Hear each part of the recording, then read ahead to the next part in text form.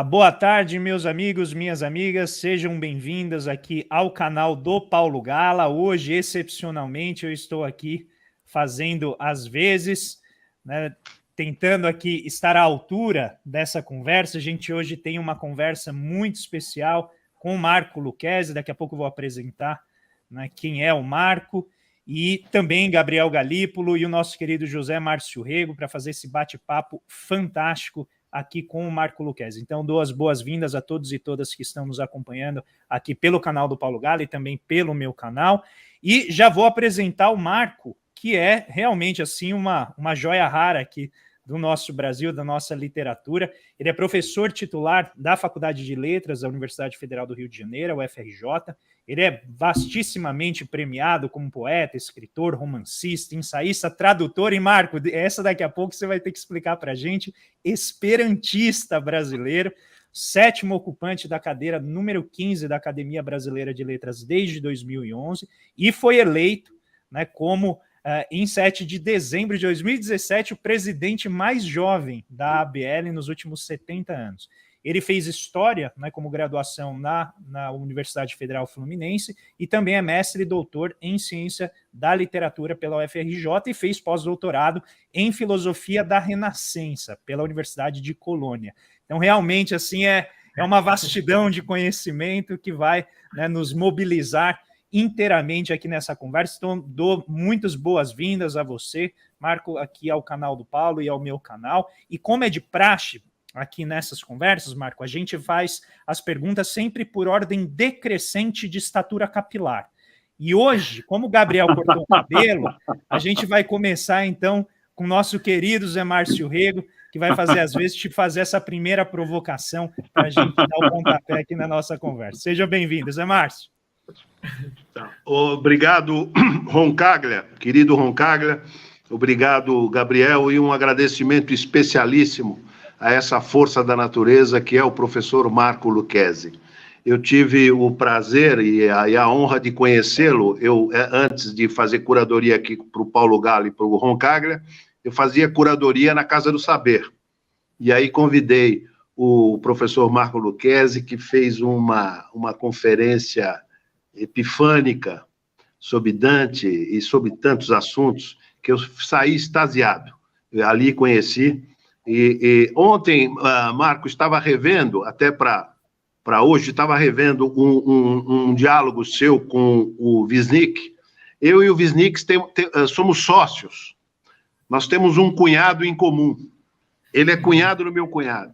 E sou fã dele também. E que recomendo aos ouvintes que depois vão ao YouTube, comemoração ao Machado de Assis, um diálogo, sempre um papo, né? Um diálogo especialíssimo, Marco Lucchesi e Zé Miguel Wisnik. Então, eu não ia fazer uma pergunta, eu ia te pedir, essa trajetória maravilhosa. Eu falo mal 4 idiomas, falo mal, inclusive o português falo mal. Você domina 20 idiomas, é uma loucura. Eu queria que você falasse um pouco da sua trajetória para chegar hoje, presidente da veneranda Academia Brasileira de Letras. E você já caminhando para o ano que vem você ultrapassa o Dostoiévski, né? Você ultrapassa o Dostoiévski. Pelo menos no quesito idade, né, Marco? Pelo menos no quesito idade. Muito prazer, obrigado, querido. A todos. Obrigado pelo bom humor, pela generosa acolhida, pela temperatura fraterna que vocês imprimem à inteligência. Essa é um encontro, é uma oportunidade muito importante, uma inteligência aquecida, e não uma inteligência glacial, como às vezes a gente acaba encontrando, né, um distanciamento. E vocês são muito apaixonados, e eu agradeço as palavras gentis. Peço desculpas de estar usando esses óculos, mas é em virtude de uma questão oftalmológica, né, porque esses óculos também na internet querem dizer outra coisa, querem dizer que você está metido, querem dizer o que não é absolutamente o caso. Eu agradeço muito as palavras dos meus colegas. Sim, Zé Márcio, me lembro muito bem. Eu estava, inclusive, voltando de uma viagem, eu tinha voltado diretamente para a Casa do Saber, né? Olha, eu acho que, assim, as línguas a gente não domina. A gente, quando muito, talvez é um pouco dominado ou rechaçado por uma e outra língua. E são partes específicas, assim. eu vejo que meu avô tinha, que eu não conhecia, avô paterno, conhecimento de algumas línguas, e, inclusive, facilitaram a saída dele de um campo de concentração. Ele era italiano e não era judeu de origem, mas a gente sabe que os nazistas, né, faziam coisas assim, muito amplas, né, como a gente sabe, escravos de trabalho. Depois, uma prima na Itália. A gente tem, assim, família, uma paixão pelas línguas. É o meu grande vício. E eu tenho lutado até hoje, se houver uma espécie de Ananon das línguas, eu luto, porque eu sempre digo, agora não quero mais nenhuma, que é um exagero, 20, é um exagero, é absurdo, né? Mas, aí eu recaio, né? É um vício, é um vício. Mas, assim, eu disse muitas vezes que a minha paixão se dá por duas razões: para ler os poetas no original, sempre que possível, né?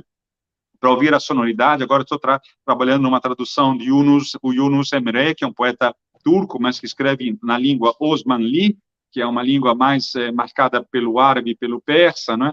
E aí você vê as sonoridades, né? Bülbül, que é todos esses us com trema, né? Mas essa é uma questão, eu já termino, chegar ao outro, a voz da poesia do outro, mas também quando eu estou em campo, ainda que eu não fale bem uma determinada língua, que ela seja um instrumento de paz. Excelente. Quem vai? Você ou eu? Vamos lá, Gabriel. Você, Gabriel. Poxa, eu não quero com a minha pergunta deixar a conversa menos amena, justamente porque o ponto que eu quero ressaltar nela, Marco, assim, entre tantos fatos que eu te admiro, é a forma como você consegue exercer uma resistência e uma crítica desta maneira inteligente e amena. Você usou várias vezes uma expressão, eu vi você falando, que a gente não pode descer para o ringue, você diz, a gente não pode descer para o ringue, a gente tem que se manter usando, eu não gostaria de usar a expressão as armas, mas usando os recursos que nós temos, que são mais os recursos do diálogo, da troca de ideias, de tudo isso. E a minha pergunta para você é o seguinte, eu já vi o André sofrer com isso, o André outro dia se solidarizou comigo em relação a isso. Como é que a gente não se transforma no monstro que a gente está combatendo? Eu estou muito preocupado com isso recentemente. Eu tenho visto que a gente está transformando numa imagem invertida daquilo que a gente não queria, correndo este risco de se transformar nessa imagem invertida. Muitas vezes, ontem até tive uma conversa com um grande amigo, ficou um pouco chateado comigo. Eu falei, eu estou um pouco incomodado até com o tom da CPI. Eu falei, está se usando o negócio da ciência, né, André? Virou uma coisa, a gente virou a Inquisição às avessas, né? A gente virou a Inquisição, e é perigosíssimo dizer isso que eu estou dizendo aqui. Eu sei que eu vou ser provavelmente linchado, mas virou uma Inquisição às avessas, que você passa uma ideia da ciência de um certo e errado, e tudo que não é a ciência deve ser criminalizado, quando toda a discussão da ciência foi para dizer, bom, quando a ciência se aproxima disso, ela deixa de ser ciência, ela se transforma num dogma e perde isso. Então, eu queria que você jogasse luzes aqui para a gente. Como é que você consegue? Qual é a receita para a gente conseguir resistir, combater e não se transformar naquilo que a gente está combatendo? Você traz uma questão brilhante, Gabriel, brilhante. E, ao mesmo tempo, fala de um ethos, primeiro, para não se identificar com o próprio monstro, que também é produto nosso, porque nós também somos o monstro, não é? Quer dizer, as perspectivas... Quando eu visito as prisões, eu repito isso muitas vezes aos detentos, agora farei uma viagem a Brasília, na penitenciária, e o que eu sempre costumo dizer é que não há duas humanidades. A velha lembrança, nihil humano me alienum puto. Então, o monstro, esse, inclusive, que nós geramos de uma forma mais ampla, e eu não falo como presidente da academia, eu falo como Marco, o escritor, o cidadão brasileiro, resultado de uma república de etnias, dentro de cuja diversidade eu também me incluo, por origem italiana de família, acolhida no Brasil, sepultados, pai, mãe e avó materna nesse solo, que se tornou duplamente sagrado. Então, assim, você tem toda a razão. E eu também tenho tido o cuidado de discutir intramuros algumas questões que outrora era possível discutir sem contra-radicalizá-las. Você tem toda a razão. E, ao mesmo tempo, quando se discute a questão da ciência, é difícil, porque é uma questão que está numa linha muito sutil, e, no momento, não se vive sutilezas, mas se vive de petardos, de loucuras, mais de manuais psiquiátricos e penais do que de manuais epistemológicos, por assim dizer. Mas o que você diz é verdade. Numa das visitas que eu fiz a um determinado quilombo, né, eu vou dizer uma coisa normal, uma senhora dizia que era ignorante e que o neto dela não, o neto dela ia para a escola, uma senhora de 90 anos. Eu falei, não, o seu neto não sabe, como eu também não sei quando vai chover, se vai chover, como plantar, como que é conveniente. Aquilo que dizia Cascudo, né, tradição, vírgula, ciência do povo. O problema é que aí você cria uma falsa episteme, e aí a ciência acaba tomando ares pós-positivistas ou neopositivistas que não cabem e quebram depois o discurso entre mito, ciência. Agora, é claro que as questões e os debates são absolutamente dramáticos quando você vê assim, a situação defendendo teses que se tornam criminosas, né? Então, é uma situação complexa. Dentro da academia, a gente sabe que esse debate da ciência não é assim, mas aí você já entra numa questão do curandeirismo. É muito difícil, é uma linha muito difícil. Eu também fico encolerizado muitas vezes, né, sozinho. E eu acredito o seguinte: a gente tem que estabelecer, até onde for possível, com todos os limites, a cultura da paz. Agora, eu perdi um grande amigo no deserto da Síria, que foi Padre Paulo Dall'Olio, né, que tantas vezes eu cito e falo. E ele, numa conferência na Europa, disse, olha só, não dá para debater isso com as pombinhas que voam, a paz, todos de mãos dadas. Há limites, né? Há limites. Mas é difícil, é a grande questão, Gabriel. Eu queria aproveitar essa pergunta do Gabriel, acho que foi uma pergunta muito sensível, porque inclusive foi algo que eu conversei hoje com amigos, com a minha esposa, que é exatamente, eu fico mal quando eu vejo a CPI, né? Porque a minha impressão é que o bolsonarismo venceu. Ele está fazendo a gente se identificar com eles, como o Gabriel colocou, de uma maneira bem mais sutil, mas a gente está se identificando com esse domínio do impulso, né? E quando a gente vai para a literatura, isso é algo que eu sempre tento falar para os meus alunos, né? Porque eu sou um professor de finanças, macroeconomia, inflação, e eu adoro literatura, né? E eles falam, professor, por que a gente tem que ler literatura? Né? Por que literatura é importante? Porque, em geral, é fictício, não é real. E durante a pandemia, eu li um texto de uma autora, uma professora de letras de Harvard. Daqui a pouco eu vou lembrar o nome dela, mas ela escreveu um livro ela escreveu um texto, na verdade, na New Yorker, que era exatamente sobre o papel das ciências humanas no meio de uma pandemia. E ela tem um livro que se chama O Ato de Tornar-se, como sendo um processo, deixa eu até encontrar aqui o nome, aspiração. A aspiração como o ato de tornar-se, ou seja, um movimento constante do espírito em busca, né, do seu sentido, da sua existência. Então eu queria que, se você pudesse falar para a gente um pouco da importância da literatura, e a gente entender os caminhos que a sociedade está tomando, mas fundamentalmente, não nos tornarmos o monstro que, vez por outra, as conjunturas históricas nos colocam, né, nos leva a nos deparar com eles.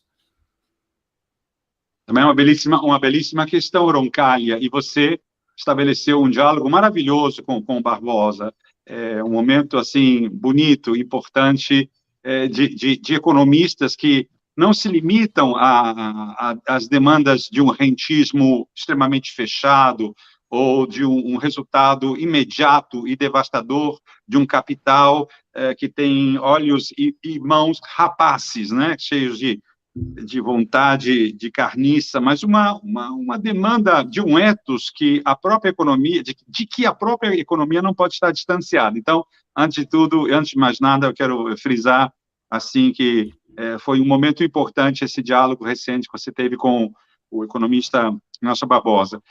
A literatura, bom, são duas questões. Primeiro, de novo, o monstro interno, que também é nosso, que vem. E Dostoiévski mostrou isso muito bem. E nas prisões a gente reconhece isso também de forma muito didática, muito enfática, não é? De que esse anjo e o monstro coabitam. E é uma luta que, ainda que não tivéssemos um pandemônio tão deplorável, arriando, trazendo para uma espécie de, como eu posso dizer, trazendo para baixo todo o diálogo, e a gente buscando, mais ou menos, tentar levantar o processo, mas é como se todo o Brasil, né, tivesse, agora todo mundo diz mindset, né, tivesse se colocado numa posição assim, discutindo coisas para as quais nenhum de nós quatro jamais nos havíamos pensado, sequer de defender, por exemplo, a ciência de outras formas, né? Com uma perspectiva crítica, o SUS,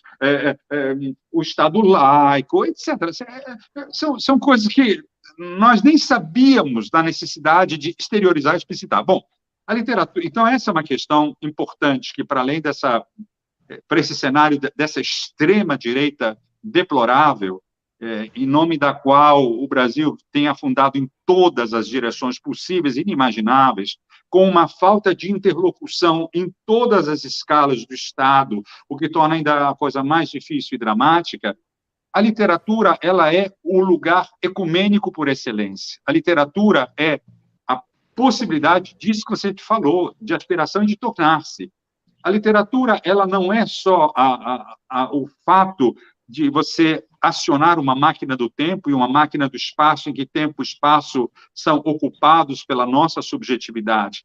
A literatura é um exercício de colaboração. O grande livro é o livro preguiçoso, que faz com que, para usar uma expressão de Eco, faz com que o leitor seja obrigado a trabalhar nele. A poesia, portanto, é uma das obras mais preguiçosas, necessariamente, o que consome muito trabalho, né, para que o leitor faça parte do processo. Então, a literatura é, primeiro, e resumo para não cansar, um caminho para a construção da subjetividade. A literatura é o caminho da relativização, em que hoje eu estou amigo e companheiro de Raskolnikov, e daqui a pouco eu estou com as ambiguidades, por exemplo, de Fabiano de Vidas Secas, recentemente lembrado na CPI, bem lembrado, aliás, por exemplo. De outro lado, eu estou com os olhos de Diadorim, ou com os olhos de Beatriz, com os 700 anos de Dante. Então, é uma perspectiva tempo-espaço, mas, sobretudo, e aqui de fato termino, essa construção é uma construção ecumênica, é uma construção ampla, em que o diálogo ele é absolutamente essencial. E eu tenho trabalhado muito ultimamente, porque me interessa muito o diálogo interreligioso, que é aquilo que dizia Ramon Panikkar, o diálogo dialogante, que é uma perspectiva maravilhosa. Você não vai no diálogo simplesmente para trocar, mas se você manter sempre a sua perspectiva, ou então tornar uma coisa anódina, sobretudo no diálogo interreligioso, que é uma coisa bacana, que também trabalha para a paz. Ou seja, então todo mundo se senta. Então, todo mundo faz um discurso pasteurizado. Por quê? Porque está lá com 3 círculos concêntricos de diferente circunferência na parte da Ashura, né? Então, lá você... Então, não pode passar daquilo, porque se passar tem um dogma desse, tem dogma aquele, nenhum problema com os dogmas. Mas o discurso fica pasteurizado. Por outro, você mantém o caminho inverso, uma perspectiva identitária. Inclusive, você nem se senta para discutir, para se aproximar. Não. O que a gente busca nessa perspectiva de Panikkar é o diálogo dialogante, ou seja, você vai para o diálogo, mas você tenta o exercício de estar desterrado do seu próprio pertencimento. É um exercício, não é uma vitória absoluta, mas é um exercício. Aí não tem colonização, aí não tem imposição, e você fica perdido para o diálogo, para poder se encontrar em alguma parte das combinações profundas que só a dialética com a diferença nos permite realizar. Marco, você sabe que esses 2 meninos, o Roncaglia e o Paulo Gala, em seus respectivos canais, e de vez em quando eles têm uma partnership, né? De vez em quando eles estão juntos, é exatamente essa ideia de diálogo dialogante. Por isso que os programas, os canais deles são maravilhosos, que permite esse tipo... Você, né, Zé Márcio, que fundou o Diversas Conversas, né? Você que tem a série Conversas... Que ele é o cara das conversas. A gente, inclusive, fez uma primeira, né? Sobre a arte da conversa com o Zé Márcio. Depois eu vou mandar para o Marco Lucchesi. Mas, Marco, eu queria aproveitar, porque nós, economistas, temos... alguns membros ilustres, alguns já falecidos, outros que estão lá de plantão, na Academia Brasileira de Letras. A Academia Brasileira de Letras exerce um fascínio ainda, sem dúvida, e particularmente exerce um fascínio entre os economistas, não é? Lembremos que Celso Furtado foi membro, Roberto de Oliveira Campos foi membro da Academia Brasileira de Letras, né? O próprio Roberto Simonsen, aliás, ele falece fazendo um discurso na Academia Brasileira de Letras, né? E atualmente o Edmar Baixa, etc. Mas eu queria que você falasse, se possível, e você preside a Academia Brasileira de Letras, a importância que tem, eu acho ela importantíssima, a importância que tem ainda a Academia Brasileira de Letras, e por que ela é importante? Bem, agora eu volto a falar pela primeira vez como presidente da academia. Então, é diferente, é outro plug, é outra conexão. Bom, a academia, ela é justamente parte da história das nossas instituições finiseculares, republicanas, e ela, naturalmente, abrange dentro de si, a partir de um sonho de literatos e de um sonho recorrente de Machado de Assis, que não só Machado, mas Lúcio de Mendonça, de modo especial, mas mesmo assim, a liga desse sonho estava muito fortemente com Machado de Assis, porque Machado, ele dava não só a perspectiva histórica e memorialística de que ele próprio, Machado, reivindicava numa famosa carta, quando se perguntava o que se devia reunir dele, ele dizia, não, talvez a memória, talvez as partes da memória.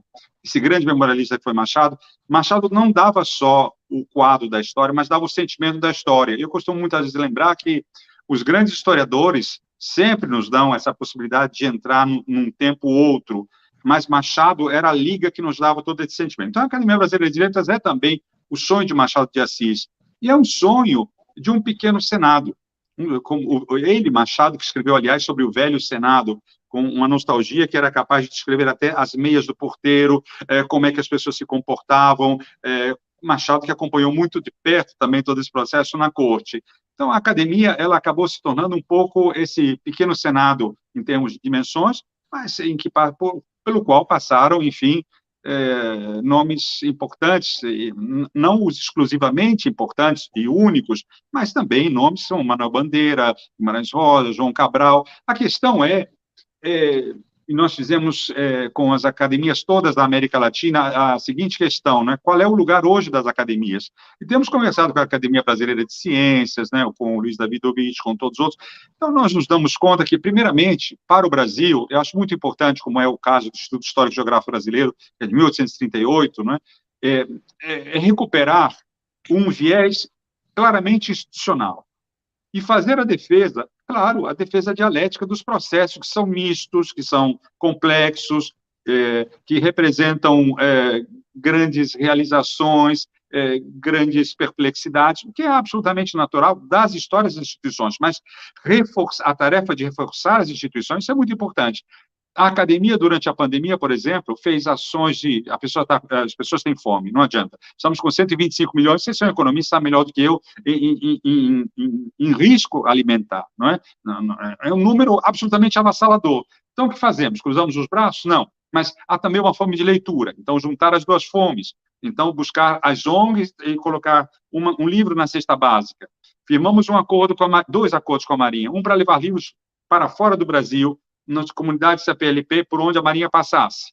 Outro, no ano passado, os navios da Esperança. Então, numa cesta básica, nós colocamos livro, na outra cesta, que na verdade não é cesta, levam remédios e médicos, e exames, nós colocamos também o livro. E nós também falamos com os hospitais. Alguns hospitais assim, não temos livros. Sim, mas... Ou então um hospital diz, não, só aceitamos livros de medicina. Mas não é isso. Abrir nos hospitais as livrarias necessárias para que as pessoas tenham acesso, leiam, livrarias não, bibliotecas, estantes, né? As pessoas leiam, ou levem livro, ou tragam. Então, nós fizemos, assim, trabalhos com várias comunidades. As comunidades quilombolas, nós fizemos para a grande comissão, me esqueci o nome agora, das comunidades quilombolas, mas a questão da academia, ela aqui termino, é um assunto complexo e vasto, né? A Academia Brasileira de Letras primeiro, eu acho que a defesa de uma instituição. E as instituições se transformam, se renovam, mas no Brasil é preciso que a gente consiga, de alguma forma, manter o que é uma perspectiva interessante da tradição e o que é um momento de olhar para outras questões. Quando a academia nasceu, o papel da universidade era outro. Então, a academia não vai fazer aquilo que a universidade realiza. Mas a academia vai concentrar, sobretudo, alguns exercícios, rapidamente. Republicanos. Nunca se discutiu na academia, dentro dela, quando havia a diferença entre monarquistas e republicanos, qualquer coisa que chegasse a esse ponto. A academia, ela é ecumênica, ela é intergeracional. Então, eu me lembro da Dona Cleonice Berardinelli, que hoje tem 105 anos. Dona Cleonice, por exemplo, ela conheceu Manuel Bandeira, que, por sua vez, Bandeira, quando pequeno, conhecia Machado de Assis, no mesmo bonde. Então, olhava para a Dona Cleonice e via essa genealogia. Acho que a academia ela tem uma força importante, ela pensa, vocês viram a nova edição do Volpe, a sexta edição, com as palavras novas, com a língua portuguesa, Evanildo Bechara, enfim, é uma casa em que Nabucco dizia, não somos os 40, somos 40, e é uma instituição que, enfim, está na área, está no país. Você está com o microfone desligado, Zé Márcio. Esse microfone. Desligou de novo, Zé Márcio. Desligou e desligou. Eu não resisto. Duas referências que você faz. Você fez agora do Nabucco, né?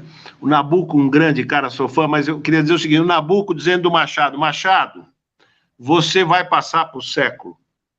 E você destaca sempre isso, né, Marco?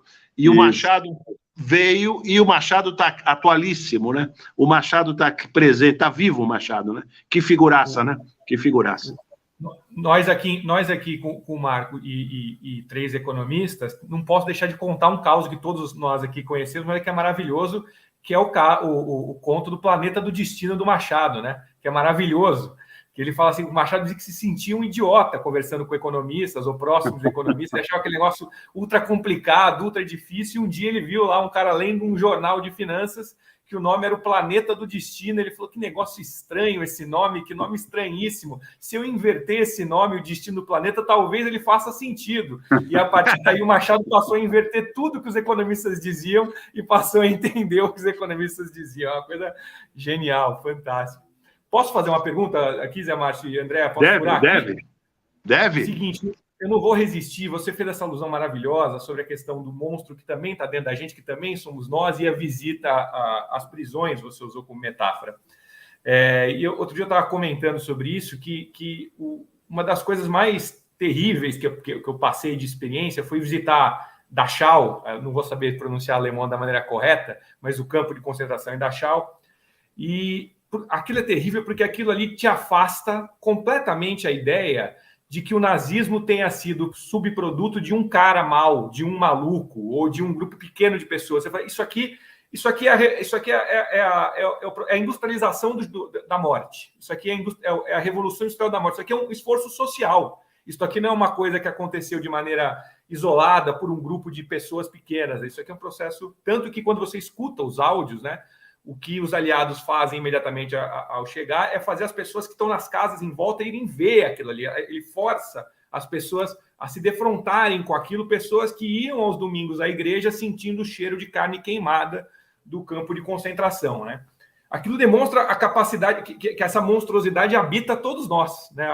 O ser humano é capaz de cometer uma atrocidade desse tamanho. E aí, olhando para o que está acontecendo hoje um pouco no Brasil, eu fico um pouco com essa sensação que o problema não é o Bolsonaro, mas o problema é o bolsonarismo, né? Ou seja, isso que estava aí durante tanto tempo e durante muito tempo era indizível, né? Era impensável, se transformou em indizível, né? Eu queria te perguntar o quanto que essa aceleração nesse processo tem relação com as formas diferentes de interações que foram assumidas. E aí eu coloco as mídias sociais também nisso. Eu acho que as mídias sociais têm um papel genial de trazer pessoas como você aqui para pessoas que teriam que frequentar uma faculdade, uma pós-graduação para poder ter acesso. Mas, simultaneamente, eu sinto que a gente encurtou os circuitos, a gente encurtou o tempo de mediação, para usar aquilo que é necessário para a gente fazer a crítica e depois depurar aquilo ali de outra maneira. A gente cada vez mais tem estímulos e respostas imediatas, a gente quer enquadrar nisso, e eu sinto que as redes sociais desempenham um papel nisso. Você acha isso também? Você acha que tem algum jeito de a gente ficar com o lado bom e minimizar esse lado que talvez seja negativo? E só mais uma que eu vou colocar. Nessa ideia de que a gente encurta, a gente tenta evitar também essa ideia de olhar no espelho para esse monstro. Como você falou, para a gente controlar ele, a gente precisa encarar ele de vez em quando, né? Essa coisa que está lá no subsolo, para usar o nosso amigo Dostoiévski, a gente precisa trazer ela aqui de vez em quando e olhar, ela existe. Como é que eu vou lidar com ela? Outro dia eu vi a Rudinesco falando sobre isso, falou assim, olha, cada vez menos o psicanalista ele quer ler, ele não lê, ele cada vez ele estuda só medicina, ele não estuda literatura, ele não estuda outras coisas, as pessoas querem tomar um comprimido e se curar tomando um comprimido, ninguém quer ter que se enfrentar mais. eu fico um pouco angustiado sobre isso, eu queria te escutar um pouco sobre isso. Como sempre, vocês levantam questões de altíssimo nível, de grande qualidade, e não são nem questões praticamente de tão bem elaboradas, né? Mas são questões e, ao mesmo tempo, grito no sentido dos filósofos judeus, sobretudo Franz Rosenzweig, que dedicou muitos estudos ao grito, com uma série de razões. Olha, são tantas questões bonitas que você levantou, e todas elas me tocam, desde o início, quando você falava de Dachau, sobre o fato de alguma coisa que não se pode esquecer. Há vários estudos que tratam do esquecimento, inclusive, desde muito antes, mas, sobretudo, com o capítulo 10 das Confissões de Agostinho, né, que a memória se lembrava de esquecer. E toda uma trajetória que poderíamos chamar como uma história do esquecimento no Ocidente, a pertinência desse esquecimento, que já foi desenhado por diversos autores. E, muitas vezes, a conclusão, também biológica, não é? É que é muito bom esquecer, porque esquecer é uma forma de reeditar tudo aquilo que nós já sabemos, a memória com uma grandilha de edição, etc, etc. Mas não nos podemos dar ao luxo de esquecer certas questões, porque aí seria também criminoso. Uma coisa é a remoção psicanalítica, outra coisa é a memória que vem esse orgulho para ficar ainda com Agostinho na própria reflexão dos seus próprios erros, dele, Agostinho, e nossos também. Mas esquecer a Shoah, esquecer o Holocausto, não é só pelo fato da necessária homenagem a se prestar aos mortos, aliás, ao Holocausto brasileiro, dos 600 mil mortos, que em breve se realizará, e que certamente o planeta e a justiça e o país deverão responder em todos os âmbitos possíveis, não é? Essa questão não é paraquedizável, esse algoritmo não tem apenas independência, bom, de algoritmo vocês entendem muito bem, mas relativo, se bem que aquela belíssima crítica que é feita, é uma brincadeira, me aguentem, aos economistas, né, que é justamente daquele grande prêmio Nobel sobre o incrível e paradoxal funcionamento da matemática, né? Não era só com os economistas, era com a biologia, não sei se sabe muito bem. Mas, assim, essa questão que você diz é muito importante. Paul Virilio falava, criticando um pouco aquilo que ele chamava de bomba informática, a internet. Algumas coisas estavam certas, outras mais ou menos não estavam, isso ainda nos anos 90, era outra visão do processo. Mas ele, Paul Virilio, trabalhou muito com a ideia de dromologia, dessa grande velocidade, que depois adquiriu outros filósofos, como ideias do tipo a grande aceleração, que vinha, inclusive, vocês são economistas, do Carlo Polanyi, né? O Polanyi que fez, né, essa grande e revigorosa, intensa a altura específica. Então, há uma dromologia, há uma ciência da velocidade, sobretudo no campo das infovias e da informação, que produzem verdadeiros estragos, né? Porque acabam perdendo as mediações e precisam de respostas narcísicas e automáticas, imediatíssimas, que não passem tantos caracteres e minutos. Agora, é claro que você também não vai demonizar, não é como na história das máquinas, né? A máquina, vamos quebrar as máquinas. O problema você colocou muito bem, é o uso, a linguagem do processo. Eu acho que você tem toda a razão. Pensar, por exemplo, a Shoah, para além do fato normal e necessário, tem outras implicações. A história não se repete, volta aqui, se repete como Farsa, Marx, etc. É verdade, mas não é só isso. É compreender aqueles mecanismos. Estamos vendo fascismo, aí alguns historiadores, não, aí há uma especificidade. Mesmo na história comparada, o específico ele não é intercambiável. Sim, mas há mecanismos possíveis, porque, por exemplo, na própria Itália, 2 gênios entenderam o que era o fascismo. Um deles, liberal, Gobetti, porque liberal não significa ser ultrafascista. Gobetti, um jovem, um rapaz que disse, olha, e Gramsci. Gobetti morreu mais cedo, e Gramsci morreu da maneira que nós sabemos. Então, como o próprio Zé Márcio estava falando antes, né, quer dizer, dos próprios economistas da academia, eu não precisava concordar com o Campos, mas, enfim, a gente está em linhas diferentes, mas havia alguma questão, e havia uma dialética, havia um corpo bem definido de ideias, e é isso que nos interessava. Hoje, vocês mesmos sabem melhor do que eu, não é? Que tipo de medula dorsal de um discurso econômico, que não seja esse discurso tão ambíguo, e já termino, cuja ambiguidade é justamente essa dos cristãos, que você bem lembrou. Como podem os cristãos concordarem que é preciso armar a população cada vez mais? E não entro na questão do aborto, porque é uma questão altamente complexa. Aí defendem a vida só do feto, mas não defendem, ou antes disso, e não defendem a vida das pessoas. Como podem os cristãos? Nós vimos depoimentos na CPI deploráveis, vergonhosos. Aí alguns não podem lembrar a Auschwitz. Claro que podem lembrar. A Hannah Arendt está o tempo todo rememorada, né? E é uma das questões muito importantes. A monstruosidade que nós temos hoje, ela não veio do nada.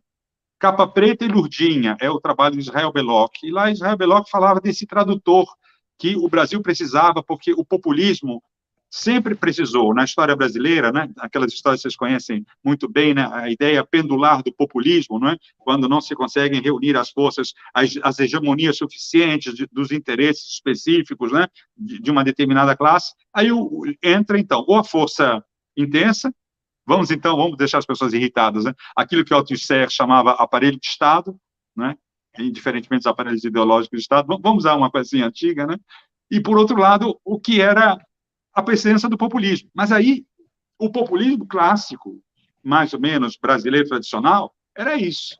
Então, lá estava o DN, entre aspas, não estou dizendo que o DN era só populista, mas determinadas figuras da DN, que eu não vou dizer quem, e o Tenório Cavalcante, e o locutor dizendo em cima de um caminhão, e agora o doutor Tenório vai explicar tudinho.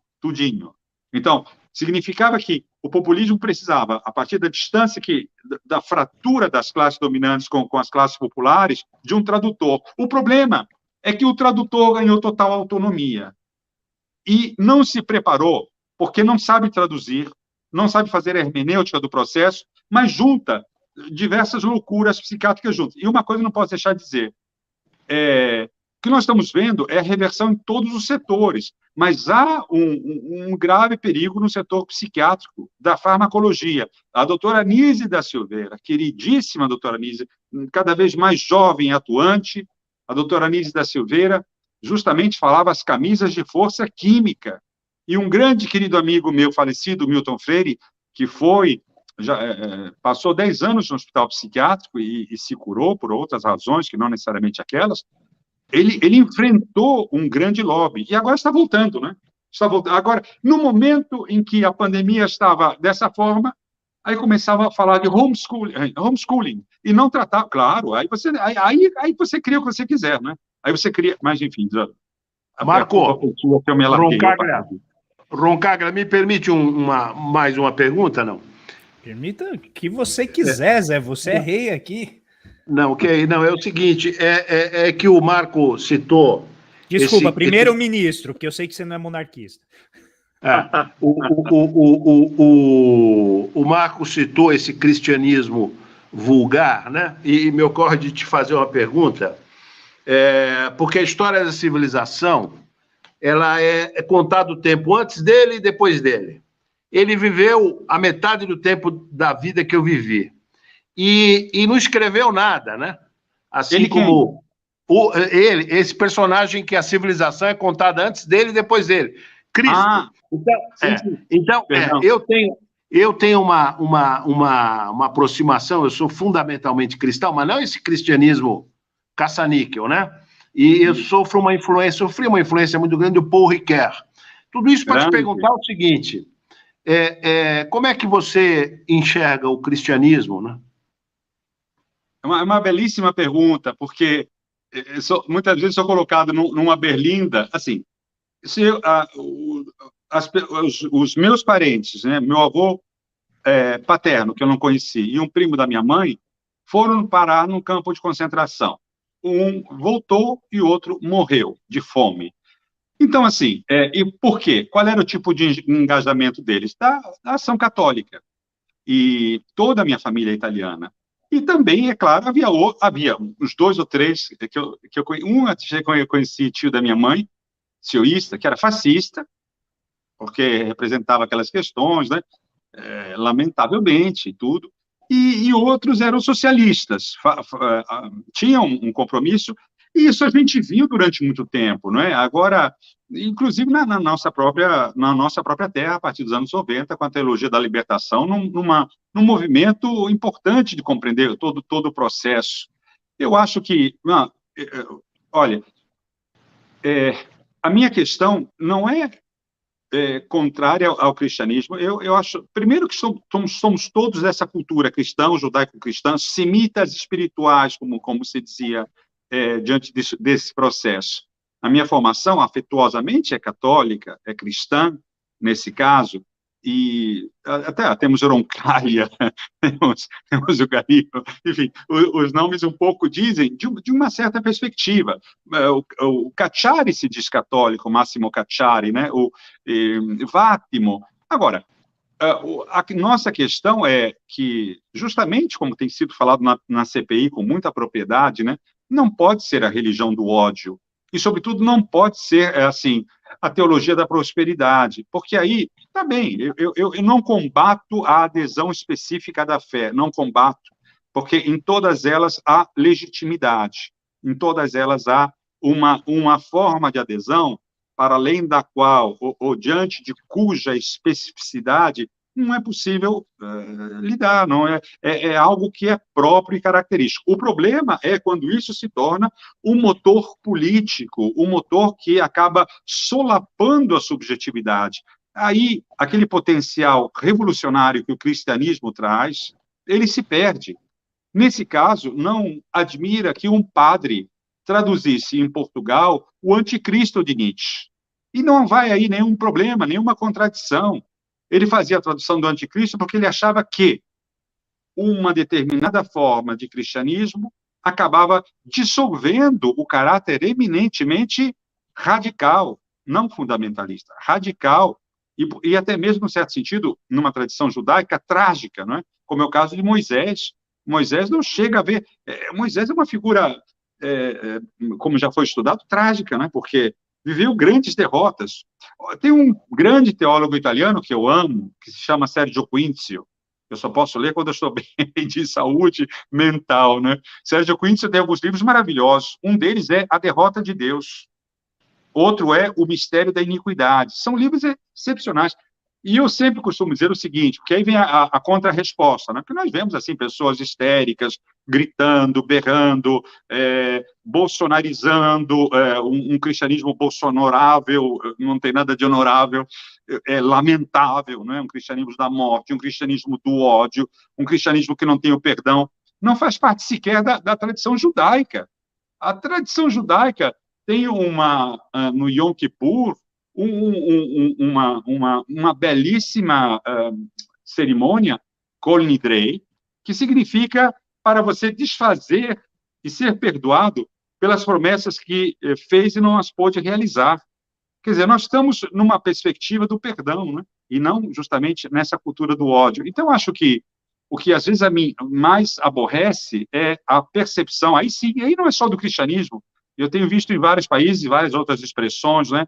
É a utilização do sublime, de uma experiência revolucionária, que toca a profundidade, como dizia Kierkegaard, toca a profundidade do mistério da pessoa. Lembremos-nos que a ideia do indivíduo não é uma ideia capitalista, ela é uma ideia cristã, e que deu um segundo, como lembra Louis Dumont, que é a história do conceito de indivíduo, mas que leva, sobretudo, aí também com o cristianismo, a ideia da pessoa, porque a trindade, para Kierkegaard, né, são 3 pessoas, né, que são uma.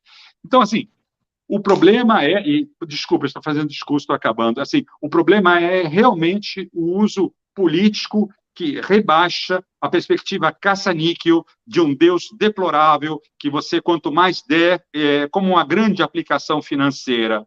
Ora, a aplicação financeira me parece que talvez não responda bem no plano teológico. Em outros planos ela é muito importante, mas não nesse. Marco, deixa eu fazer um comentário só para dar um tom. Faz um comentário, eu queria aproveitar essa fala um comentário de humor é que você falou do Moisés, e você graduou-se em História, né? O Moisés é tido e havido como o maior corretor de terras da história da civilização, né? Levou 40 anos um povo inteiro pelo deserto para mirar umas terrinhas, né? Desculpa. Mas eu queria aproveitar, Marco, essa sua fala sobre o cristianismo e a gente extrair aqui um pouco de todo o teu conhecimento, né, revelar sobre a Renascença, né, sobre o Renascimento. E esse é um momento muito particular, né, da história da humanidade, em que exatamente essa questão religiosa, que é um paradigma ali do momento em termos de produção de conhecimento, institucionalmente era onde você poderia estudar, era onde você tinha esse espaço material mesmo, né, de ter um salário ali, um sustento para poder se dedicar aos estudos, né? E todo o paradigma religioso do cristianismo sofre uma certa subversão naquele momento, né? Porque a imagem é cristã, mas os valores que o Renascimento começa a colocar são revolucionários, né, do ponto de vista da organização social. Então eu queria que você falasse um pouquinho para a gente o que mais te admira, te causa, assim, vamos dizer, um maravilhamento, né, naquele momento, não sei nem se essa palavra existe, mas um maravilhar, né, com aquele processo tão rico do Renascimento. Eu disse a vocês que eu me senti em casa para falar com vocês, e você toca literalmente mesmo na menina dos olhos, dos meus olhos. Quando eu fiz a primeira operação, devo fazer outras, e dizia, doutor, eu só espero que o senhor me permita que eu não perca no Mosteiro de São Marco as imagens de Fra Angelico que eu via desde pequeno e depois foram tão restauradas, os Uffizi e a beleza feminina e a beleza do mistério. Então ele me disse que me prometeu que não está tão grave assim, era uma blague da minha parte. Olha, você diz uma coisa que eu amo, e é interessante que o Ocidente só se reconhece como filho do iluminismo. Mas o Ocidente tem que se pensar um filho de muitos pais e de muitas mães, mas vamos abreviar o processo. E esse processo começa com o Renascimento, porque senão a gente vai ter uma história iluminista de algo que não nos pertence necessariamente de todo, não é? O iluminismo tem uma perspectiva importante, libertadora. Eu gostava sempre de cantar com o Rouanet aquela área de Mozart que está na Flauta Mágica, "Wir strahlen der Sonne, vertreiben die Nacht." Quer dizer, as luzes do sol expulsam a noite. Então, tá bem, o iluminismo tem, mas essa luz vem lá do Renascimento. Essa luz vem das grandes capelas, vem até um pouquinho antes, a Capela degli Scoroveni, de Giotto, antes de chegar à Sistina, está na Capela Brancati, quer dizer, está em Pádua com Scroveni, está na Capela Brancati em Florença, está na Capela Sistina em Roma, embora a Sistina já não seja pleno Renascimento, mas, de qualquer modo, você tem toda a razão. É a grande revolução. Florença é a nova Atenas. Então, o Ocidente tem que pensar, sim, o Logos grego, mas o Logos grego depois revisitado com todas as complexidades da cultura helênica ou helenizante, de que é fruto do cristianismo, em que se formou Paulo de Tarso, em que está próximo Agostinho, todas as famílias neoplatônicas que, aliás, dialogam com o Oriente. Então, o Oriente não é uma peça fora do Ocidente ou um estranhamento. Eu trabalho bastante com o diálogo Oriente-Ocidente, que muito me interessa. Mas, enfim, as experiências de um cristianismo realmente novo, realmente importante. E tanto que, quando a gente vê os grandes nomes da Academia de Florença, Academia Platônica reconstituída, não só com Lourenço de Médicis, mas de modo especial e, sobretudo, com Marsilio Ficino, 1433 a 1499. Era padre, era médico, traduziu toda a obra, a teologia platônica, e Hermes Trismegisto. Então, ele tinha uma visão, ele e o grupo, não é? que contaminou positivamente a pintura, né? Então, é difícil você ver Botticelli sem pensar na teoria cromática que estava em Marsilio Ficino para combate da depressão, por exemplo. O verde, o amarelo e o azul, que estão lá em Botticelli. Basta dizer essas três coisas que, pronto, já vem a primavera na cabeça, já vem a dança das as graças, etc, etc. Bom, foi um cristianismo muito interessante, muito experimental. Muito experimental. Então, por exemplo, a tradição corânica, só com uma analogia, diz assim: para cada comunidade foi enviado um mensageiro, Rasul, um mensageiro. Todas as comunidades, Deus se preocupou e mandou um mensageiro. O cristianismo, no século XX, sobretudo os teólogos católicos, começaram a se deparar com o que hoje é chamado de teologia das religiões, um aspecto eminentemente desafiador.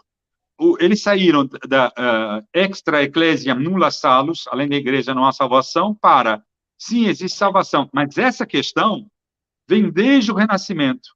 Então, por exemplo, rapidamente, Marcílio e o grupo deles, né, olhavam para as trindades antigas, Ísis, Osíris e Horus. Opa, é a trindade já se comunicando dentro do que era possível. Então, como se eles chamavam isso de prisca teologia, uma teologia prística, antiga, primitiva, que chegou até Cristo, em que é a plenitude dos tempos, plenitudo temporis. Então, quando hoje nós temos, esse é um pequeno exemplo, né? Assim, existe a teoria do inacabamento, ou seja, o hindu, ele é cristão, mas é um cristão inacabado. Era uma etapa de pensamento que hoje já não mais corresponde ao grande esforço das teologias das religiões, que é compreender o mistério da comunicação metafísica, celeste, ontológica com a vida dos seres humanos. Todas essas questões, bem ou mal, e aqui termino para não cansar, elas estão todas e profundamente enraizadas no grande laboratório que foi justamente, e já termino, o Renascimento, inclusive com a utilização de padres e pastores de outrora, da magia branca, da magia negra, por exemplo, né? E de uma série de pressupostos que eram heranças de compreensão da antiguidade, que eram redimensionados numa perspectiva que vai abrindo a modernidade ambígua, complexa, híbrida. Fantástico. Marcos, só dizer, você não precisa se ver aqui como o meu relógio derretendo, ele é meramente artístico, tá? Fique à vontade para falar. O bom do canal independente é que você tem liberdade para falar o quanto você quiser, aquilo que te trouxer, né, essa vida que está arejando tanto aqui a nossa mente. E Roncaglia, só um comentário, não é pergunta. O Marco tem essa coisa que você e o Gabriel também têm, uma capacidade de raciocinar e de verbalizar com a mesma velocidade. Isso é fantástico, né? Isso é fantástico. Ô Zé Márcio, eu vou fazer uma coisa que não devia se fazer, que é consumir o tempo quando ele está com o Marco aqui contando caos, mas eu vou contar mais um caos, porque você trouxe o negócio do cristianismo. O Marco, você sabe que eu sou adepto da teoria de que só as crianças de até 5 anos e os filósofos fazem as perguntas realmente relevantes da história. Só essas duas categorias fazem. Você sabe que o Zizek dizia que o cristianismo era a antessala do ateísmo, porque ele abriga a crítica, né, a si mesmo. Ele abrigava essa crítica do momento que Cristo está na cruz e diz: Pai, Pai, por que me abandonastes? Né? Ele diz, né? E o Zizek diz isso. E você sabe que uma vez eu levei um priminho meu, primeira vez que meu priminho tinha menos de 5 anos, foi travar contato com a igreja, era um batizado, André. Levei ele até um batizado, ele chegou lá próximo às fileiras da frente, e era a primeira vez que ele tinha visto um crucifixo, Zé Márcio, que tinha a imagem de Cristo muito viva ali, era em cores, sangrando. Ele falou: rapaz, Biel, quem que é esse cara? Ele tá todo estourado, esse cara. E aí eu fiz uma breve explicação sobre quem era aquele cara. A pergunta que ele me fez foi o seguinte: e o pai dele deixou fazerem isso com ele? Ele nem sabia quem era o pai dele. Fantástico. Linda história, linda história, linda história. Linda. Profunda. Aí você falou coisas maravilhosas aí. Primeiro, a leitura da criança, a fase do leão, de que dizia Nietzsche, né? Essas perguntas quase infinitas e duras e contínuas, você tem toda a razão. Aí lembrou do Zizek, é verdade, porque o cristianismo ele traz alguns absurdos, positivamente absurdos. Quer dizer, absurdo, por exemplo, a igreja ortodoxa, por exemplo, que é uma tradição maravilhosa do cristianismo, quando você diz absurdo ou paradoxo, aí que ela funciona.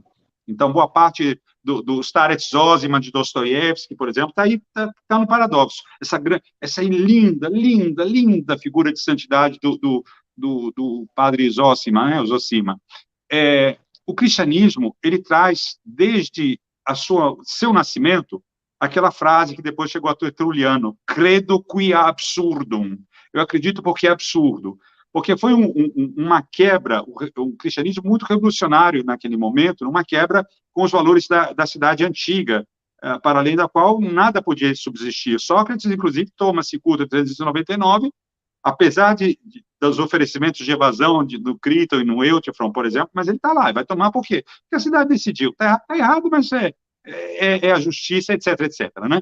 Então, assim, o cristianismo trouxe uma superética, né? Uma ética para além da cidade, e trouxe uma série de elementos, mas trouxe duas coisas sensacionais que eu gostaria de trabalhar. Uma delas, por exemplo, é como nós vemos hoje, essa excessiva presença de frases, sobretudo na boca de assassinos, na boca de corruptos, né? Não apenas, mas especialmente na boca de corruptos, de pessoas assim, Deus, Jesus, etc, etc.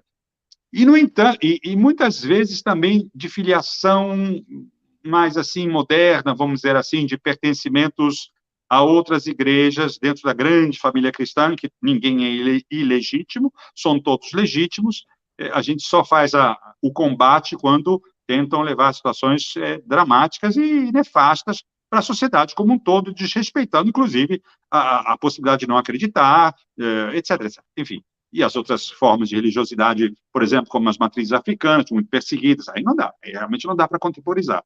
Mas o curioso é que essas novas formas religiosas, novas, por assim dizer, mais estadunidenses e brasileiras, fazem um processo na contramão, porque quem fundamentou intensamente a cultura laica é o pertencimento protestante.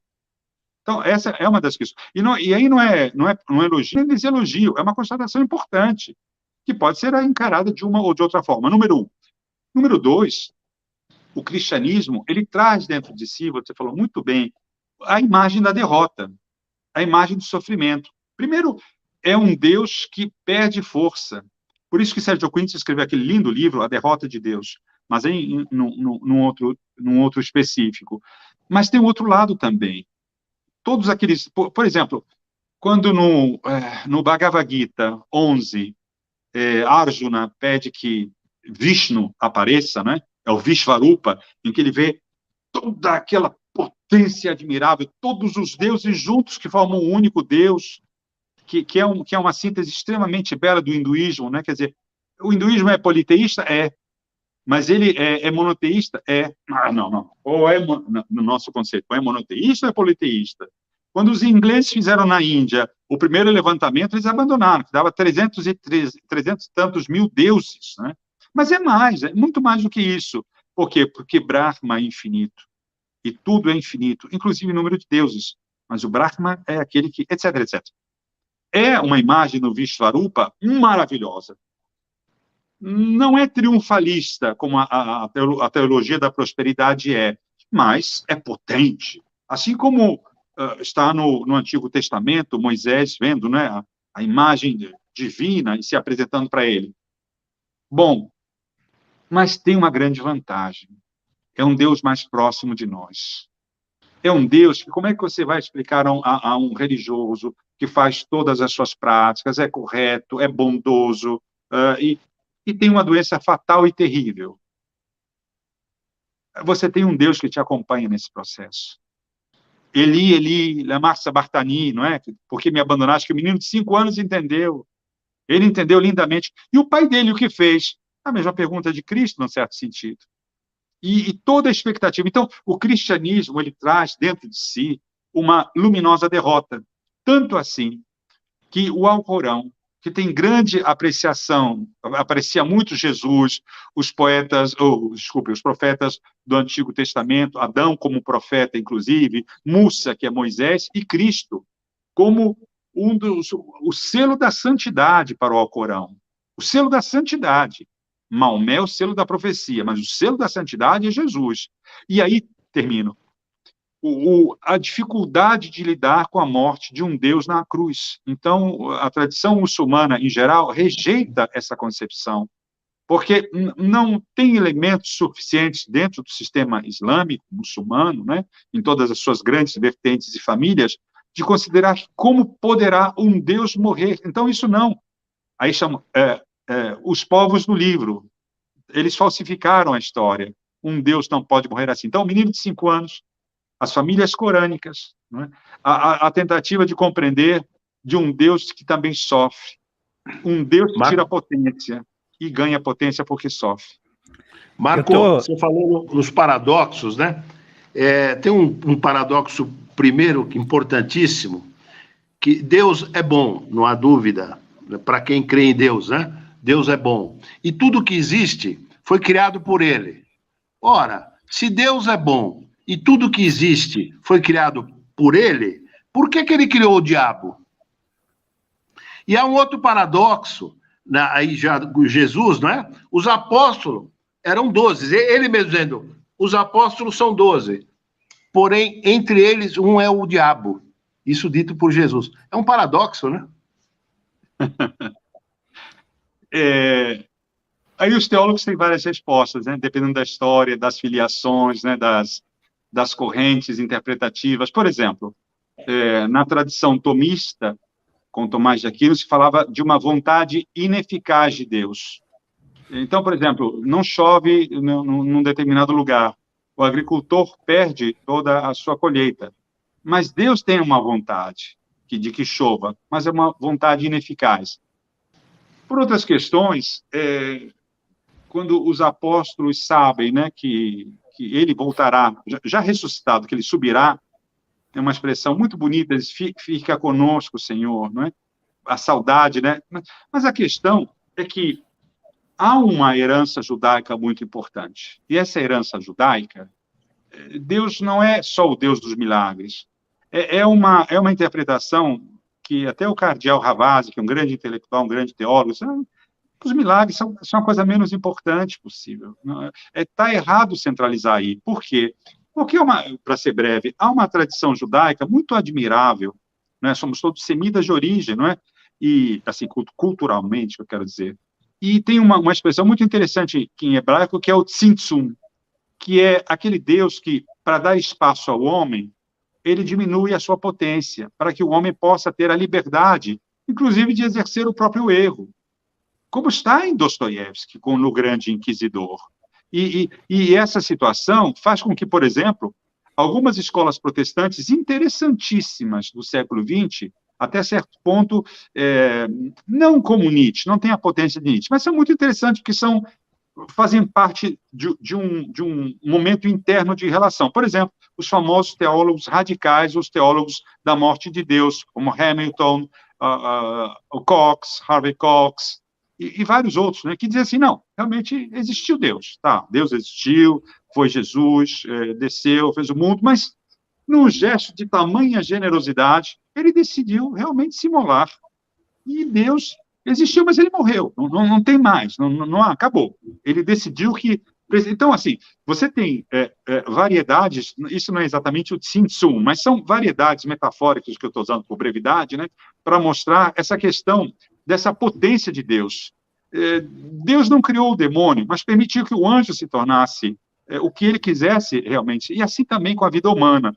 Daí a questão do livre-arbítrio, que depois vai ser o próprio Leibniz na sua Teodiceia. Então, assim, a gente tem, para isso tudo, respostas provisórias. E termino essa parte. Você falou de Paul Ricoeur. Ricoeur tem um livro pequeno, muito, muito interessante, chamado O Mal. E aí o Ricoeur fala justamente da grande problemática, que é essa, que não tem solução. É uma coisa que, mistério iniquitatis, o mistério da iniquidade, que está em Paulo, é um mistério o mistério do mal, porque ele está, é uma luta, o mal é um déficit, como dizia Agostinho, ou é um contra-diabo, é um contra-Deus, como, por exemplo, aparece no Inferno de Dante, 3 cabeças, mas caricato, né? Impotente, com gelo até a cintura, as asas de morcego, comendo 3 traidores, ele o maior de todos os traidores, Bruta, Judo e Cássio, traidores do Império, que Dante ama, etc. Então, o que nós notamos é que toda essa família de variedades, elas respondem pelos grandes desafios, o que fazer com o mistério da iniquidade. No cristianismo e na tradição judaica existe uma ideia de transmissão de pecado original. Por exemplo, no mundo árabe, no mundo muçulmano não há transmissibilidade desse processo. Então você vê que as teologias das religiões, elas só ganham quando elas sentam à mesa no diálogo dialogante, como fez Panicari com o hinduísmo, que é uma tradição maravilhosa, tão pouco entendida no Ocidente, muitas vezes, né? E aí você se coloca num lugar que é o não lugar. Para muitos pode ser bastante incômodo, mas para outros, com um menino de 5 anos, ou as reflexões do Zizek, que maravilha não ter lugar. Adorei você resgatar e dizer que gosta do Paul Ricoeur, né? Esse livro é maravilhoso, né? O Mal. E nós aqui na FGV, nós editamos o livro do François Doz, né? Paul Ricoeur. Um filósofo em seu século. Paul Ricoeur ainda se lê com proveito, não é, professor Marco? Professor, não, Marco, pessoal. Eu me perdi porque o Ricoeur falava isso no mal, que não dá para tratar do mal do cristianismo se você tratar sempre o mal dentro de uma perspectiva sistêmica ou de uma totalidade maior. Você tem que ler o mal quebrado, o mal por fragmentos, não para a forma sistêmica. Então, é uma contribuição muito interessante. E Ricoeur, e toda a hermenêutica, ela nasce no Ocidente. Por quê? Ela já estava lá, mas é o cristianismo que obrigou a criar um problema hermenêutico. E quando ele nasce? Com o Apocalipse. O próprio Schleiermacher, que você cita bastante, né? Sim, Schleiermacher, exatamente. O que se veja, mas eu estou segurando muito a palavra, desculpem. Essa questão, ela é uma questão muito intrínseca à nossa condição. E aí, de uma forma mais ligada à psicologia junguiana, né? Na verdade, eram 4, né? E o terceiro desceu. E é o lado com que nós podemos lidar, segundo Jung, com a sombra, né? Essa luta de Apolo e Dionísio, que, na verdade, são complementares e não inimigos, né? Estão dentro de nós, essa extrema perspectiva, né? Então, aí, de novo, a questão do monstro, a questão daquilo que nós podemos ser, não é?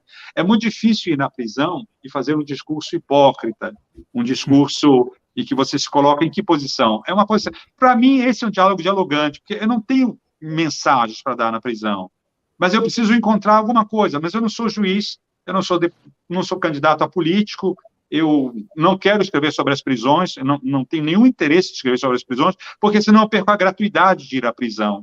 Então, eu não sei exatamente por que vou à prisão. Aí você pode dizer, mas porque a experiência de campo de concentração, dos seus antepassados, de tanto ouvir essas histórias, ou então de a doutora Anísia da Silveira, visitar os manicômios.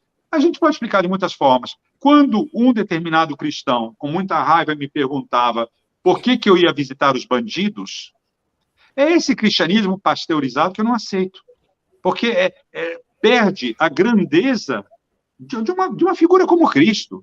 Agora, se é Cristo limitada, Cristo companhia, Cristo ações, né? Aliás, realmente...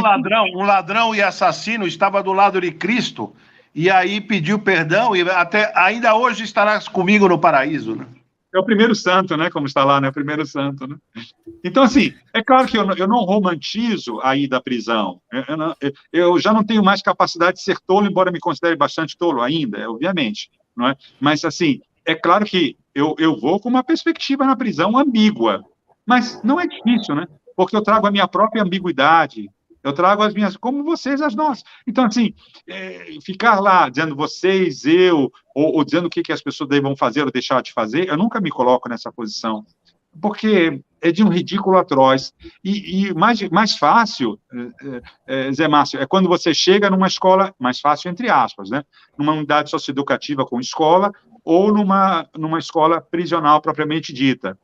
Entre aspas, mais fácil. Agora, o duro, isso eu experimentei algumas vezes, o duro mesmo, duro, é você estar com 100 e tantas pessoas de um lado ou de outro, com as mãos assim para trás, né, por motivo de segurança, sozinho, e tentar esboçar o início de um diálogo. É muito difícil. Porque você é o estranho entre os não estranhos e vice-versa, né? Então, é um diálogo muito difícil.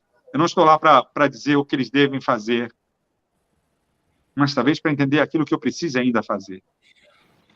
É muito difícil, é uma experiência dura, mas às vezes também, em tanta escuridão, essa é uma questão que sempre acreditei, né?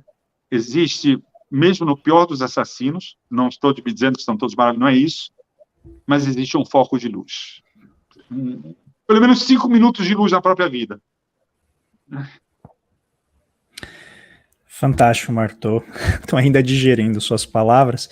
Eu quero aproveitar para também transmitir um pouco da energia que está vindo aqui de quem está nos assistindo, tá, Marco? Então, a Ana Lúcia Vilela foi sua aluna e ela menciona aqui no chat de um episódio memorável em que você levou os alunos para ver as estrelas na sua casa, que foi uma experiência super onírica. A gente está vendo, você tem um telescópio aí atrás, né? Obrigado, Ana Lúcia, obrigado. Sobrevivente porque passou por mim, e ainda gentil, ou seja, duas grandes virtudes. Um grande abraço para você. E ela fala de algo ainda que realmente tem muito a ver com essa sua capacidade de nos transportar junto com as suas palavras, para o mundo que você cria por meio do seu verbo. E ela disse que você contou sobre uma viagem à Palestina e que foi uma viagem que os alunos foram junto também, de tão rica que foi, né, que foi o relato. E a gente também tem algumas outras manifestações muito legais de o Rafael, que está lendo a Memória de Ulisses, né? Inclusive falou, renovei hoje na biblioteca para ler. E eu queria aproveitar uma pergunta que o Inácio fez aqui, que é sobre o Esperanto. Então, como a gente já está com 1h10 de live, eu vou pedir para você comentar um pouquinho sobre essa sua experiência com o Esperanto. Eu quero aproveitar aqui, com a licença dos meus dois grandes amigos, de colocar uma curiosidade, né? Porque o ano passado, um jovem escritor que eu adorei, ele publicou um texto na Piauí que chama As Lacunas, que é o Felipe Charbel. E ele é dono de uma pena assim, incrivelmente rica, e ele fala sobre ele diz assim, que tão importante quanto os livros que a gente leu para nos caracterizar e nos definir, são os livros que a gente não leu.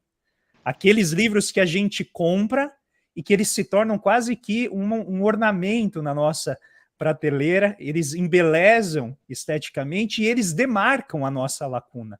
Então ele falou que tem livros que ele já comprou 3 edições diferentes, ele nunca leu, mas ele vai comprando as edições, ele diz, essa lacuna me define. Então eu queria pedir para você, nessa colocação final, sem pressa, tá, Marco? Absolutamente sem pressa, fique à vontade aqui, porque você está dando um banquete literário para a gente, que você fale um pouquinho sobre a questão do Esperanto e também quais são as suas lacunas mais valiosas. Excelente, Roncaglia. Muito bom. Vocês podem trabalhar. Quem tem que reclamar do tempo sou eu, que estou aqui lutando, né? As perguntas são de alto nível e com uma belíssima atmosfera, eu insisto. Mas também com esse jeton de $20 mil, né, Marco? Esse jeton de $20 mil que você vai receber.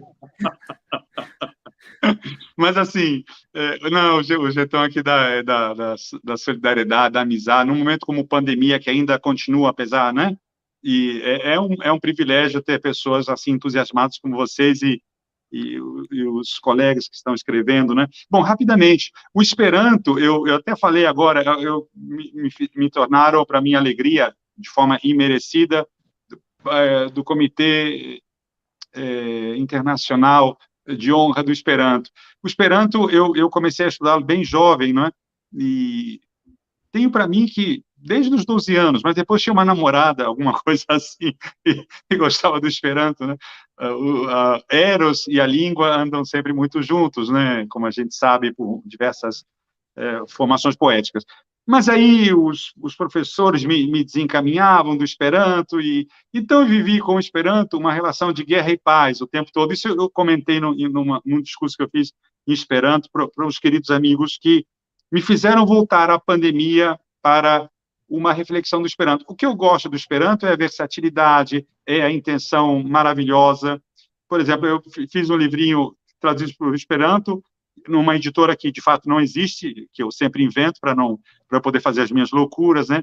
E escolhi o título Alivorte, que, na verdade, é Wort, em alemão, palavra, alia, em latim é outro, então, quer dizer, de outra forma, com outras palavras, essa é a ideia, né?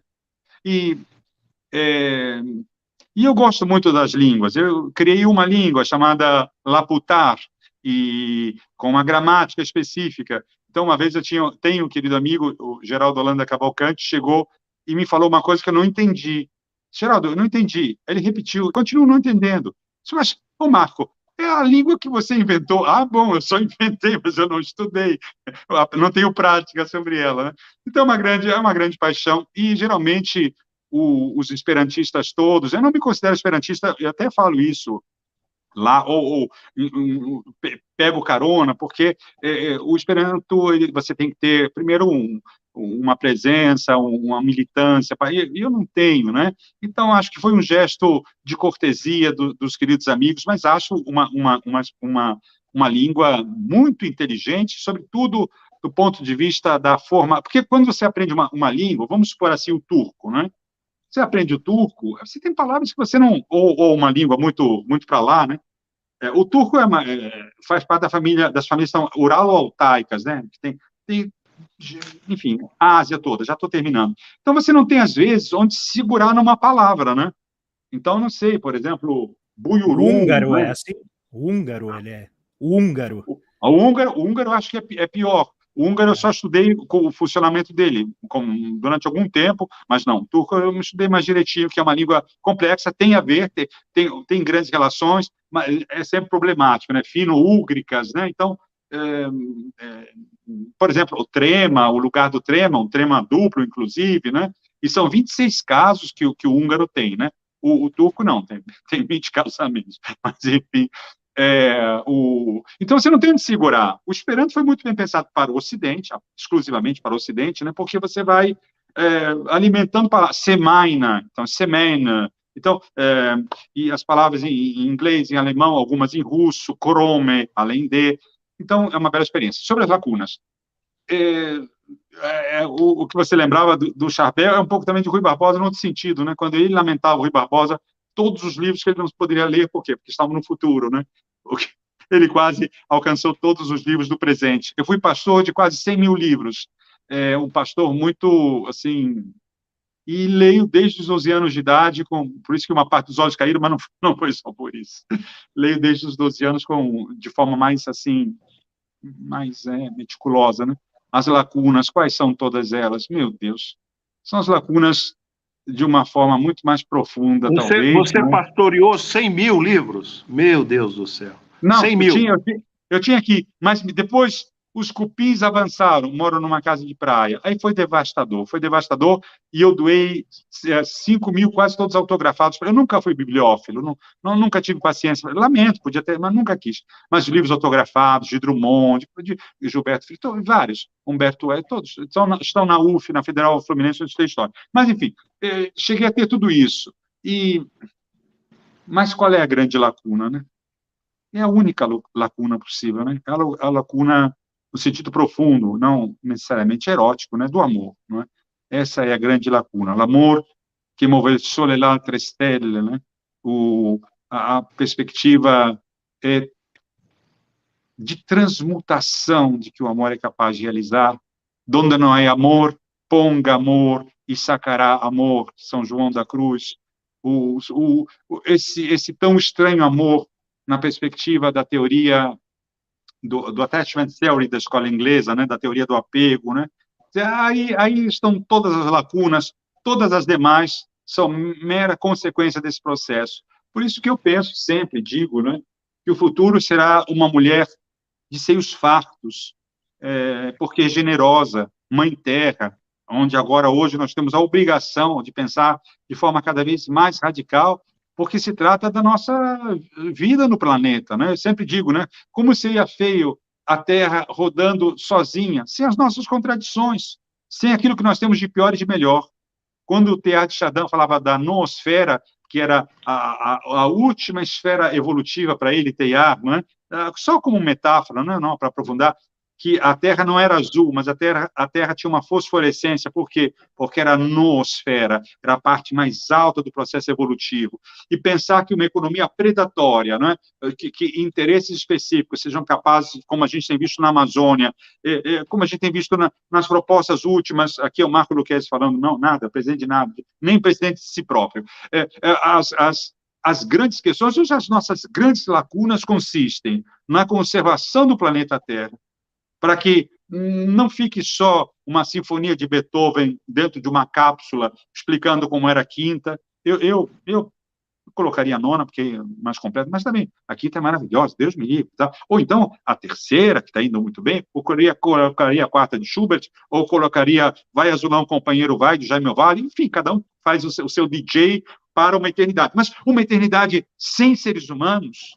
E aí, de novo, as mesmas matrizes energéticas, de novo, pela trilionésima vez, faltando água, e o senhor ministro da Economia, que realmente não... Aí são questões sistêmicas, né? São questões sistêmicas. Não é possível, com defesa de ataque direto à natureza, como uma perspectiva de permanente predação. Isso funcionava há alguns séculos atrás.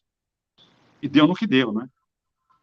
Então, assim, a grande lacuna hoje, talvez mais que a lacuna, é o medo, né? É o medo da não sobrevivência. É o medo de um planeta que está à beira do colapso, e cujo tempo é muito breve, muito pequeno, mas a floresta continua devastada. Pantanal perdeu 25%. A Amazônia vai virar uma grande savana. O deserto do Pantanal é inacreditável. E é uma urgência...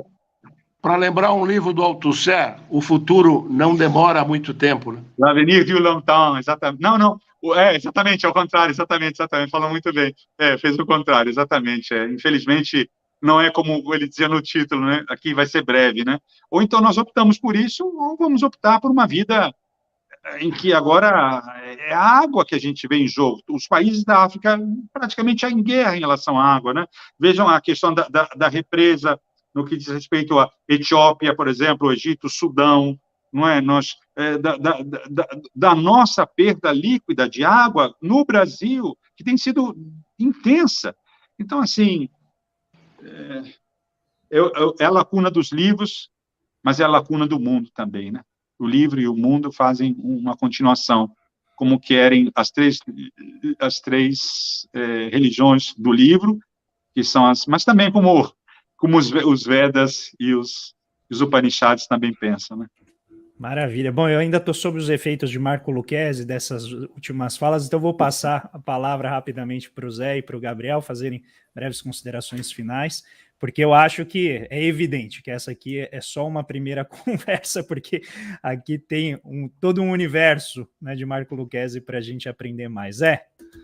Marco Lucchesi, agradecer demais, e se você tiver disposição de falar, nós aqui, os meninos, temos um curso Intérpretes do Brasil, e se você pudesse não explorar, mas indicar 1 ou 2 intérpretes do Brasil que você admira, não precisa fazer uma digressão, só elencar, já abusamos demais da tua inteligência e da tua sabedoria, mas são muito gentis. Demais. Vocês são muito gentis e generosos. Eu citaria 3, então, rapidamente. Celso Furtado, pela proximidade, por uma atualidade do seu brilhantismo e, lamentavelmente, também atual pela geografia da fome para a qual regressamos, né?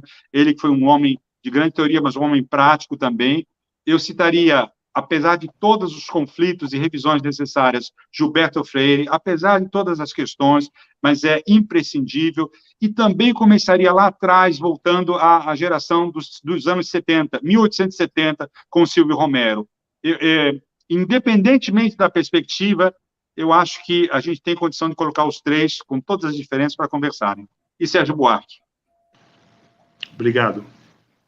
Eu só quero agradecer, Marco. Muito obrigado pela aula que você deu aqui para a gente. Eu sei que tem muita gente aqui também que acompanha o canal, geralmente mais voltado para a área de economia. E, olha, essa aula de dialética que você deu aqui para a gente ao longo dessa 1 hora e pouco, eu queria dizer para todo mundo que estuda economia que é impossível entender economia, entender o dinheiro, sem ler Dostoiévski, sem entender o cristianismo, sem entender todas essas dimensões que o Marco trouxe aqui para a gente de uma maneira brilhante. É um banquete, como falou o André. A gente podia ficar aqui horas, aqui eu ficaria te escutando, Marco. Foi uma delícia. Muito obrigado. Marco, mesmo. Você promete, num futuro próximo, voltar, tá bom, querido? Por favor, promete. Muito obrigado. Eu agradeço muito a vocês pela generosidade, insisto novamente, pela temperatura, pela forma aquecida com que me receberam, o maior carinho por vocês, a admiração que eu já registrei, inclusive nos bastidores, quando eu estava conversando com o Roncalha, em relação ao posicionamento que vocês tomam, às escolhas que vocês realizam. Acho que a gente está no mesmo campo. A gente não precisa coincidir totalmente com tudo, não é? Mas a gente defende o quê? Valores civilizacionais, o lugar da cultura, a transdisciplinaridade, como agora mesmo o Galípolo lembrou, o Gabriel, né? Quer dizer, olha, pessoal, serve para tudo. Eu me lembro, o Lucien Febvre dizia, historiadores, esqueçam que são historiadores. Vocês vão ser colecionadores, numismatas, arqueólogos, depois vocês vão lembrar que são historiadores. Mas esqueçam que são historiadores, né? Um grande abraço para vocês. Muito Marco, obrigado de coração. Muito obrigado mesmo. Eu saio daqui, assim, realmente tomado de emoção, de alegria. Não é uma aula nem aula magna. Isso aqui foi um curso condensado em 1 hora e pouco de conversa. Eu te agradeço demais pela emoção, pelo tesão mesmo que você traz aqui quando você fala de literatura, de filosofia. É uma verve importante, né, para quem está assistindo e principalmente para mim. porque a gente precisa respirar esses ares da esperança, que é um pouco desacelerar esse tempo das mídias, né? A literatura tem um pouco esse trabalho de falar assim, sai desse tempo da tua cabeça e entra no tempo da literatura. E a literatura te carrega, né, na direção da existência mais plena, mais repleta de significado. Então fica aqui realmente o nosso grande obrigado, nosso grande agradecimento, principalmente ao Paulo Gala, que não pôde vir e me permitiu participar dessa conversa fantástica aqui de camarote direto, mas ele certamente está aqui, né, com seu espírito sempre de resistência, a sua genialidade com a gente. Então fica um grande abraço para você, o convite, evidentemente, para você retornar e a gente explorar muitas outras questões que tenha certeza, elas estavam aqui listadas, mas o tempo, como sempre, ele é cruel. Mas a gente está aqui sempre à disposição. Um grande abraço, parabéns por toda a sua obra, por nos presentear assim. Fique muito bem. A todo mundo que nos acompanhou, um grande abraço e até a próxima. Tchau, gente. Grande abraço. Obrigado. Tchau, Gabriel. Obrigado.